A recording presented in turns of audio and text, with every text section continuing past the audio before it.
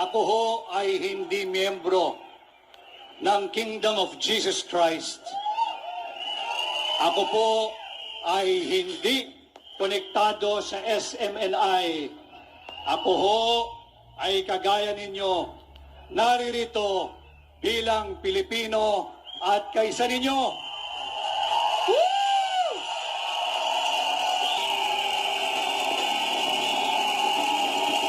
Sigaw that we, the sovereign Filipino people, are not for sale.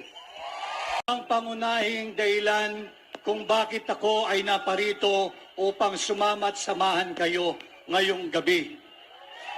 At bukod po riyan, ako po ay kaisa ninyo at kasama dito sa ginagawa nating paglaban sa paglapastangan sa ating saligang batas. Ako ay kaisa ninyo sa ginagawa nating pagtutol dito sa walang kapararakang paglustay sa pera nating mga kaabag-abag na Pilipino.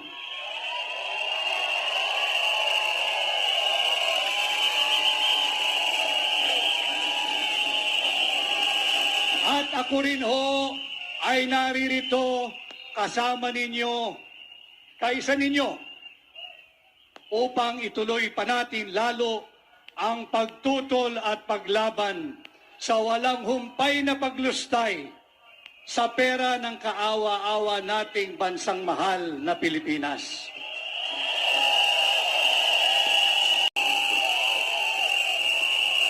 I stand in solidarity with you tonight in our collective call, in our collective goal, and in our united stand and demand for those who are in government to be transparent and to be accountable.